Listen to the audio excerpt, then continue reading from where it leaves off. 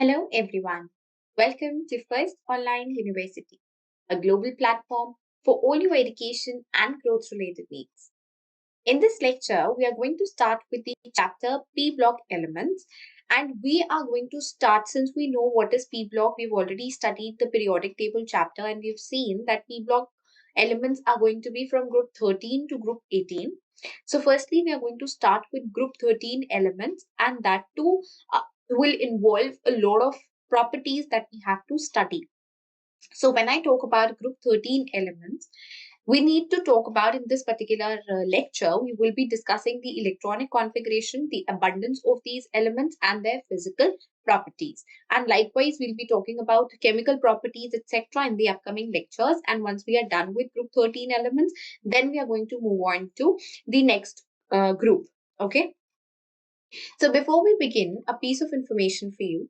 You can use the coupon codes Mission J or Mission NEET while you enroll at First Online University for Mission J or NEET in order to avail good discounts. Let's first begin with the introduction and electronic configuration of group 13 elements. Now, when we talk about group 13, first of all, we need to know what are the elements that are present in group 13. So first is boron, aluminium, gallium, indium, thallium. These are the 5 elements that come in the group 13 elements category.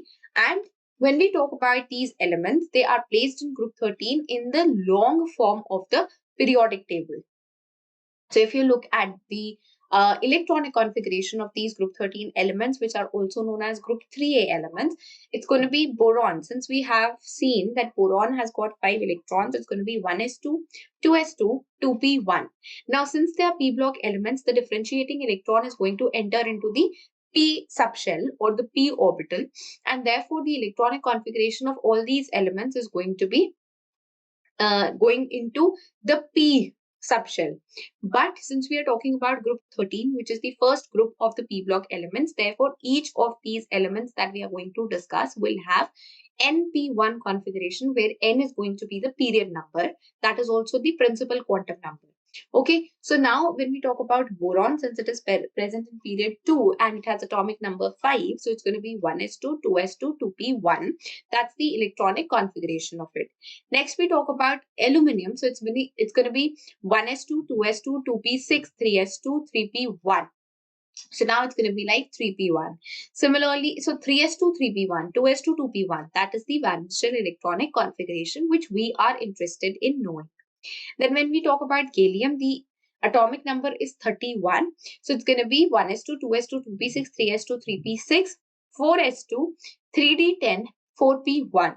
So now it's going to be 4p1 and d orbital also comes into picture now. So the next is indium 49. So whatever we have done till gallium, that is 3d10, then 4p6, 5s2, 4d10, 5p1. That's going to be for indium. And lastly, for thallium, what we have is, now here apart from 3D, 4D and 5D, 4F is also going to come into picture, and the outer shell electronic configuration is going to be 6s2, 6p1. Okay. Now their general outermost electronic configuration is ns2, np1. We've already seen that. So if we talk about the element, atomic number and electronic configuration, that's going to be like the first one is boron, atomic number 5. And we are going to write down in terms of the noble gas configurations now. So whatever the nearest noble gas before that element is, we'll put that and the rest of the configuration along with it.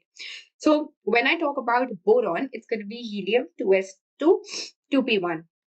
Then we talk about aluminium, that is going to be neon 3s2, 3p1. Then gallium is going to be argon 3d10, 4s2, 4p1. Then indium 49 is krypton 4d10, 5s2, 5p1. And thallium 81 is xenon 4f14, 5d10, 6s2, 6p1. These are the electronic configurations which you need to remember, not the entire ones. Okay, this is all that you have to remember. So you do not have to go into details of learning all these long electronic configurations. Just these short ones are sufficient for you to know. Next, we talk about a few MCQs now. Let's do a few concept check here. So the first question is general electronic configuration of 3A group elements, that is group 13 elements, is what? Your options are Ns2 Np2, Ns1 Np2, Ns2 Np1, or Ns2 Np3. So we have already seen that it is the first group of the p block elements, and therefore the general electronic configuration will have completely filled s subshell, and there is going to be just one electron present in the p subshell. Therefore, Ns2 Np1 is the general electronic configuration for group 13 elements. So option C here is the correct answer. Next, we talk about the abundance of group 13 elements. Now, when we talk about abundance, means how are these elements and in what quantity are they available? When we talk about their presence on the earth, okay. So, if we talk about boron, boron is a rare element and it mainly occurs in the combined state. Okay, it has two isotopic forms, that is boron 10, which is 19% in abundance, and boron 11, which is 81% in abundance. The important minerals of boron include borax, that is Na2B4O7.10H2O. Then we have kernite, that is also known as razorite, that is Na2B4O7.4H2O. Then orthoboric acid H3BO3, and colemanite, that is, since see how you can do is like borax is the most important mineral of boron. Then we can talk about kernite is also important. When you talk about colemanite, since it starts with C, so remember that it has calcium in it. So Ca2B6O11.5H2O is going to be the formula of this important mineral of boron. Next, we talk about aluminium. Aluminium is the most abundant metal, and third most abundant element in the Earth's crust. These are two important facts that you need to remember. You can get direct MCQs based on this. Then, important minerals of aluminum are corundum, that is alumina, Al2O3. Then we have diaspore, that is Al2O3.H2O, bauxite, Al2O3.2H2O. Okay, so easy to remember. Just one and then another water molecule of crystallization is being added. Then gibbsite is Al2O3.3H2O. Then we have cryolite, that is Na3AlF6. This is something which is different from the rest. And then we have feldspar, which is K, that is potassium aluminium Si3O8. Okay. See, I have taken up only the most important minerals from all of these elements. So you cannot just leave them like that. You will have to remember these. Okay. That is the molecular formula of them. Now, when we talk about gallium, indium, and thallium, they are less abundant in the Earth's crust. They are also highly toxic, and therefore we're not going to go into details of them. So, if we look at the decreasing order of abundance, aluminium we have seen is already the most abundant metal, and it is the third most abundant element in the Earth's crust. Then followed by gallium, followed by boron. Then we have thallium, and lastly indium. So this is the decreasing order of abundance of these elements, that is group 13 elements. Next, and if we want to talk about their percentages also, the percentage abundance of these elements, we can have a look at these quickly. So if we see here, it is aluminium has the abundance of 8.2%. Then gallium is 0.0018%, that is just 18 ppm. Then boron is 10 ppm, thallium is 0.6 ppm, and indium is the least, that is 0.05 ppm. I think it's not visible to you, but I'm just telling you it's 0.05 ppm. So a question for you is the number of water molecules present in borax. We've already seen the formula of borax. It has 10 water molecules of crystallization. So option D is the correct answer. Next question is formula of corundum. So we have already studied corundum was the first mineral that we studied, and it had no water molecule of crystallization. Option C is the correct answer. Next question is formula of cryolite. Again, we have studied what is cryolite, and we know that it is both A as well as B, because it's like the same thing. Okay, 3 sodium being present. 3 NaF means 3 sodium and 3 fluorine here, and then there are 3 fluorine there, so total 6 fluorine, 3 sodium and 1 aluminum. That is the formula for cryolite. So both A and B is the correct answer to this question because we can write them in both the form. Okay. Next, we move on to the physical properties of group 13 elements. Okay. Now, when we talk about the physical properties that we are going to discuss are atomic mass.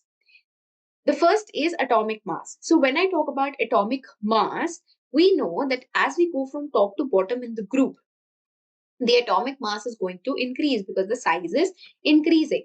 So when we talk about the atomic mass, so from boron to aluminium to gallium to indium and lastly thallium, what we have is the increasing order of atomic mass.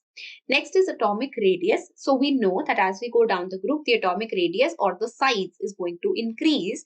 But there is an exception that we see here. As we go from aluminium to gallium, the size is decreasing. That is, gallium has got a smaller size in comparison to aluminium. Now, what is the reason for this? That is because of the screening effect of the electrons of the penultimate shell. Now, first of all, what is penultimate shell? The last or the outermost shell is the valence shell, and the shell just before the last shell or the outermost shell is known as the penultimate shell. So whatever electrons are present in the penultimate shell, they show a very large screening effect. Screening effect means that these electrons are going to prevent the nuclear pull or the pull of the nucleus towards the outermost electrons, and therefore the outermost electrons are not going to be attracted to the nucleus to the extent that they should have been. And because of this reason, the size is not getting decreased, it is actually increasing only. So but that is not the case with gallium, and therefore aluminium has got a larger atomic radii as compared to gallium. So what is screening effect? We have already seen that is the decrease in the force of attraction of the nucleus over the valence shell electrons because of the inner core electrons shielding. That is called screening effect, and greater the screening effect, easier is the removal of the outermost electron. Next, we talk about ionic radius. Since we have already seen atomic radii, the ionic radii is also going to show the same order. That is what we expect. Now, when we talk about ionic radii, we first need to know that when the ion is going to be formed, what is going to be the charge on the ion. Since we have already seen that the electronic configuration of group 13 elements is Ns2Np1.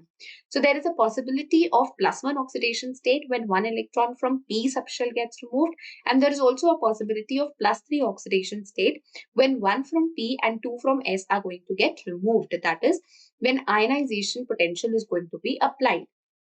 Then we can also have +3 oxidation state that is possible.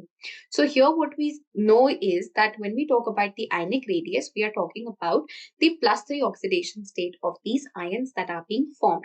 So ionic radius increases from top to bottom. So when we talk about, that's what I told you, right?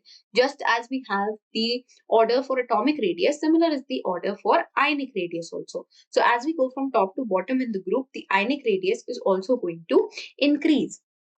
And the order is going to be boron 3+, aluminium 3+, gallium 3+, indium 3+, and thallium 3+. That is going to be the increasing order with no exception in this case, because the outermost electrons are already removed. So the screening is not going to be for any electrons, right?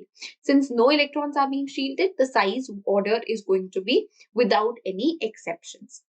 Next, we move on to ionization enthalpy. Now, ionization enthalpy value is going to decrease as we go down the group, that is with the increase in atomic radii, because when the size is going to increase down the group, the pull of the nucleus towards the outermost electrons is going to decrease. And when that pull decreases, it becomes easier for these electrons to actually get removed from the atom. And therefore, we can say that ionization enthalpy decreases with the increase in atomic radii. So you can see when we have the atom, the electron is removed, we have a positive charge, that is monovalent cation. Another electron removed will give IE2 value, and that is going to be the +2 charge that is divalent cation. Okay, that is how we get. So the order of ionization enthalpy we have already seen is going to be IE3 greater than IE2 greater than IE1. So that's going to be the correct order. So from boron to aluminium, the ionization enthalpy decreases, but from aluminium to thallium, it marginally increases. Okay, so if we look at the values, okay, I'm not just talking in air, we have the values for ionization potential. So from boron to aluminum, it decreases, but from aluminium to gallium, you see there is an increase just by 2 units, but there is an increase. Again, when we talk about indium, there is a certain amount of decrease, and then to thallium, it again increases. So if we see, there is no specific order that is being followed, but on a whole, superficially, we can conclude that from aluminium to thallium, the values are marginally increasing. Okay. So if you look at the correct order, that is the exact order, it is going to be boron, then thallium, then gallium, aluminium, and indium. That is going to be the decreasing order for ionization potential based on these values that have been given through experiments. And therefore, we can say that boron has the highest ionization potential when we talk about group 13 elements.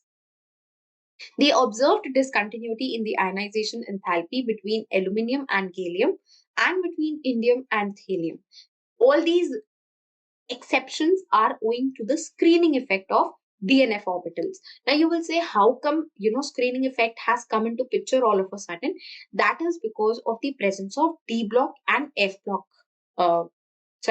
D and F electrons. Okay, so these D and F electrons are very effective in showing the screening effect, because these electrons are large in number and they are going to prevent these the nuclear pull to be attracting the outermost electrons, and therefore we can say that the screening effect is going to be lower because of these DNF orbitals being present. Okay, next physical property that we are going to talk about is electronegativity. Now, what is electronegativity? The tendency of an atom to pull the shared pair of electrons towards itself is known as electronegativity. Now, electronegativity, as we talk about electronegativity trend from boron to aluminum, the electronegativity decreases because down the group as we go, the size is going to increase and the tendency to pull the shared pair of electrons more towards itself is going to decrease because electropositivity increases. But when we talk about aluminium to thallium, the electronegativity is going to marginally increase, just as we have seen the case of ionization potential. So if you look at the values, you will see that from boron to aluminium, it is decreasing. But from aluminium to gallium, and then gallium to indium, and then indium to thallium, the values are slightly increasing. So boron, then thallium, then indium, then gallium, and lastly aluminium, that is going to be the decreasing order of electronegativity. And for we can say that boron is the element that has got highest electronegativity value. Next physical property is melting point. Now, boron is extremely hard and it is a black colored solid. It's not boron, it's boron. Okay, so that's a typo error here. Then when we talk about the melting and boiling points of boron, they are very high because boron is very hard and it is also small in size. The order of melting point is therefore going to be, if we talk about these values itself, we see that from boron to aluminum, it decreases, drastically decreases. Then from aluminum to gallium, it further decreases. Then from gallium to indium, it is increasing. And then from indium to thallium, again, it is increasing. So what do we see is that since there is no particular trend that is being observed, but we can say that boron has the highest melting point and gallium has the least melting point or the minimum melting point. And we can also talk about the order. So boron maximum, then aluminium, thallium, indium, and lastly gallium. See, sometimes you are asked questions based on order, so you need to know. But more importantly, you need to know which has the highest and which has the lowest melting point. So that is because of the strong. So why do we have these exceptions that are being observed? That is due to strong crystal lattice Boron is having a high melting point. The crystal lattice being formed is so strong, it is so hard that it is very difficult to break the crystal lattice and get the element from the solid to the liquid form. And therefore, a lot of heat in the form of temperature is required, and therefore melting point is higher. Gallium has low melting point and it exists as simple Ga2 molecule. Next, we talk about the boiling point. The order of boiling point, if you look at the values itself, boron maximum, then for aluminum it decreases. For gallium further decreases, indium further decreases, and thallium is the least. So if you see, the boiling point has a natural order. That is, as we go down the group, the boiling point is decreasing. There is no exception in between. Maximum is boron and minimum is thallium. Simple. So now make a note of the fact that due to large difference in temperature between the melting points and boiling points of gallium, we use it as a pyrometric liquid.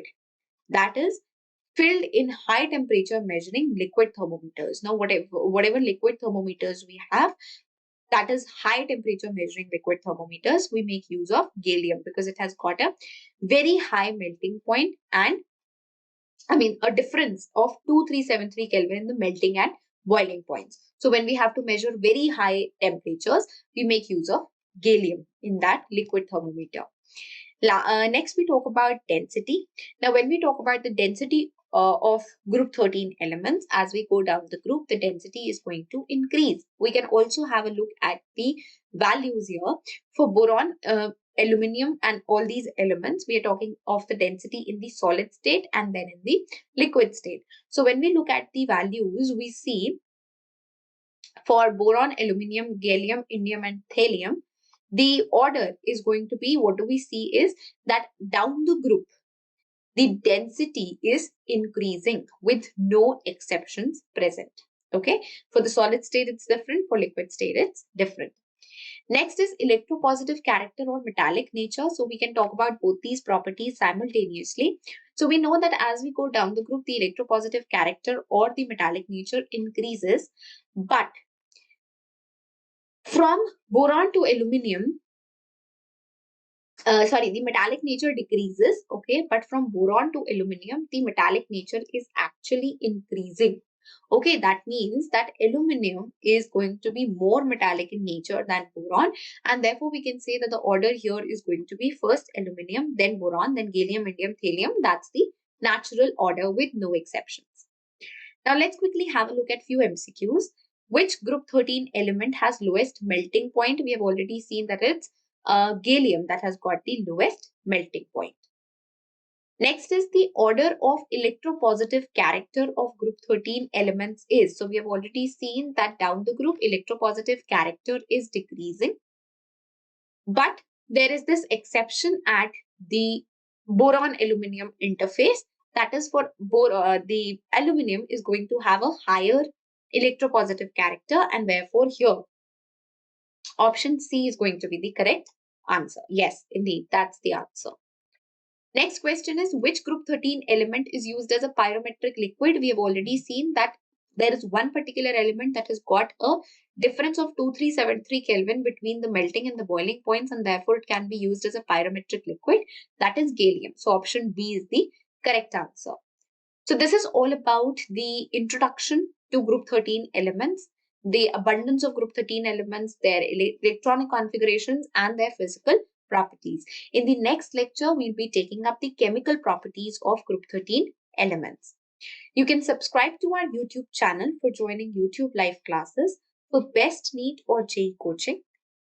You can also download the First Online University mobile app through Google Play Store or App Store for continuous learning through your smartphones. Keep learning with First Online University, a team of millions of learners and educators worldwide.